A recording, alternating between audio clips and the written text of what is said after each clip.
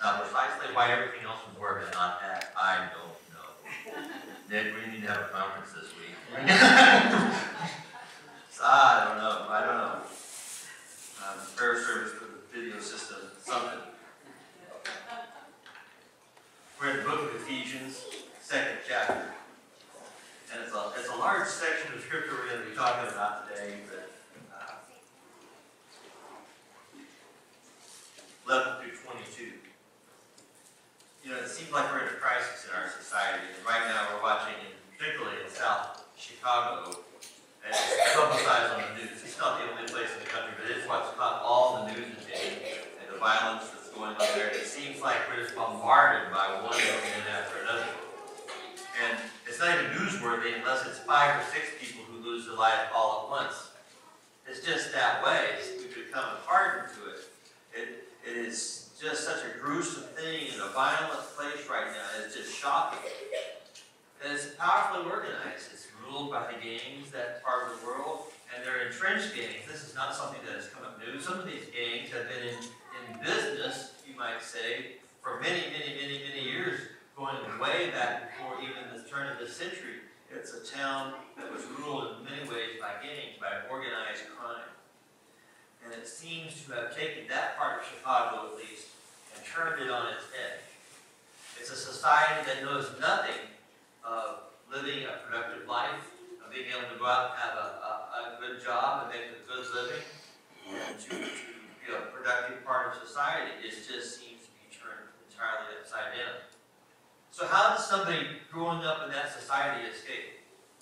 You have to ask yourself, how in the world can you ever have a different life there? Because nobody is taught the work ethic to get out and have that steady job. They aren't available to many people. There aren't any of those jobs there. And people who finally decide that they need something like that come to a place where they have this criminal record that is so long that nobody wants to hire them. And so they're caught in these situations. It's a place that's economically depressed, so there just aren't a lot of jobs or opportunities. Even beginning jobs for a person can begin to establish themselves and move forward. The jobs that many are available are just minimum wage. They can hardly afford to make a living like that. It's a heartbreaking idea that people are trapped in this system of life and that there's no escape.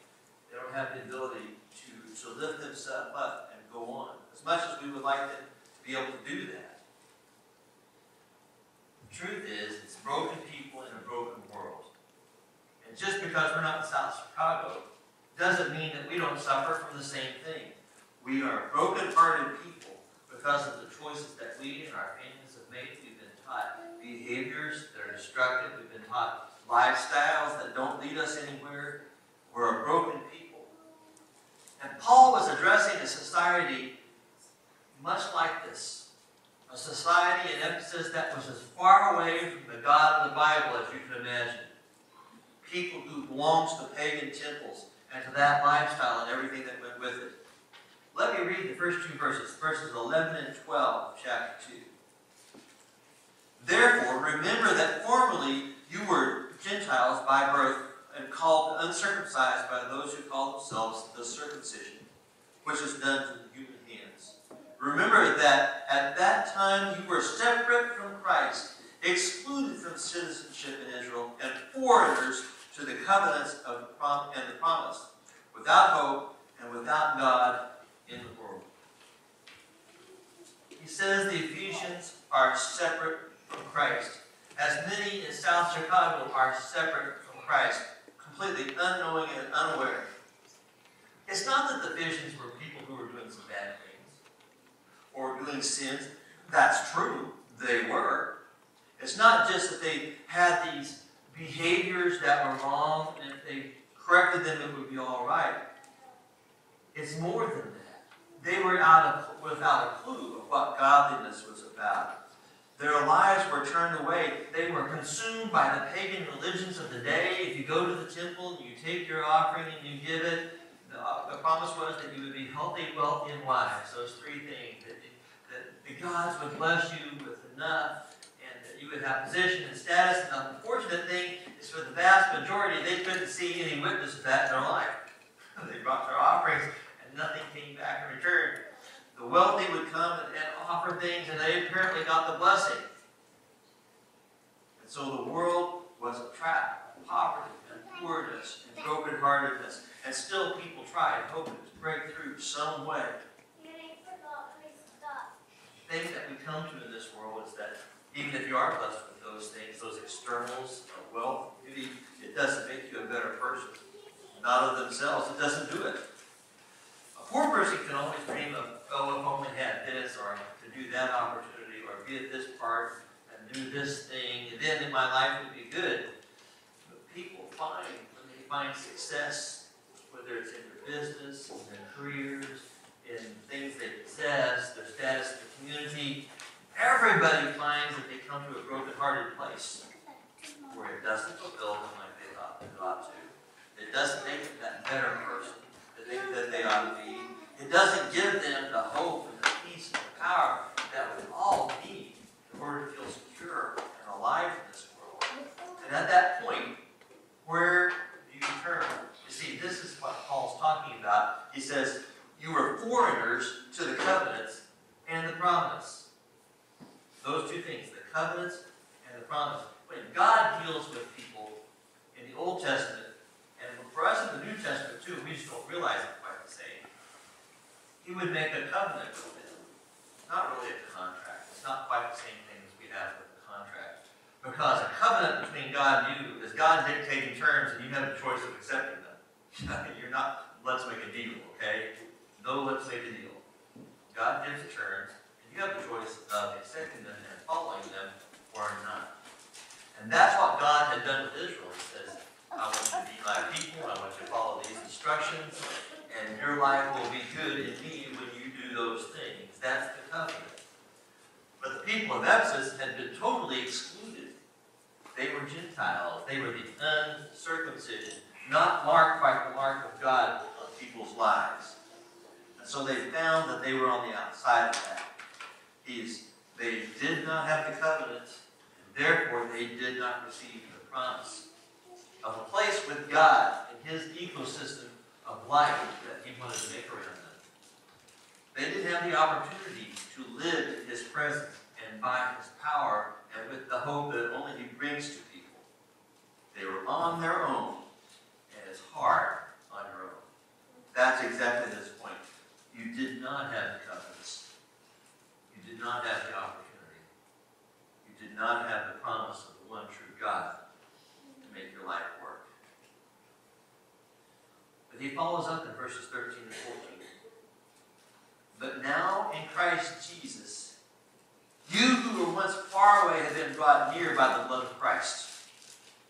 For He Himself is our peace, who has made the two groups one, that is, Jews and Gentiles, the uncircumcised and the circumcised. He has made the two groups one and has destroyed the barrier, the dividing wall of hostility. God broke it down in Jesus Christ.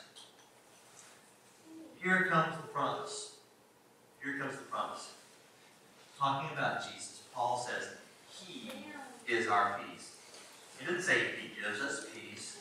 He doesn't say if we follow Him and follow His instructions, we're going to have peace. It says that Jesus Himself is our peace.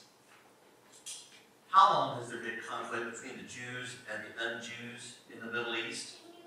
You know, we think of this, maybe back to the 60s, the 6-day war when the Jewish nation was established, or one of the other conflicts that goes on there. But this has been running for many, many generations. I remember seeing a quote from Will Rogers, who died in 1934, long before the Jewish state was established. He had a solution for the problem between the Jews and the Arabs. He said he was going to gather up all the Jews, and they were going to build a country for them in Norway, and then not tell the Arabs where they were. That's what he said. What else are you going to do? See, that hurt and that conflict has gone back generationally to the time of Moses, when they were returning from the part. It goes beyond that because it goes back to the dividing in Abraham's family, especially between Isaac and Esau, and these two who had this violent, difficult relationship, and this grudge has been building for thousands of years. Most of the facts nobody knows and nobody cares.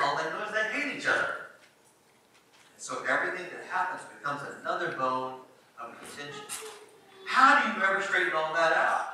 How do you find a way to pacify everybody, to give everybody their due so that they're at peace with one another? You can't. You can't go back and do the things that happened how many thousand years ago. So, what's going to happen here? How do we fix this? How do we fix this? We need to realize something. That these debts of sin and hurt that we feel in our lives are not about us. It's about our relationship with God and not our relationship with each other. David writes in Psalm 51, verse 4, after the terrible thing with Bathsheba and killing Uriah and all the things that he did, evil things that he did by the power of being king. And in his psalm, where he deals with this issue of sin, he says these words to God, against you only have I sinned. Really? Explain that to Uriah's family. Doesn't sound right to us, does it?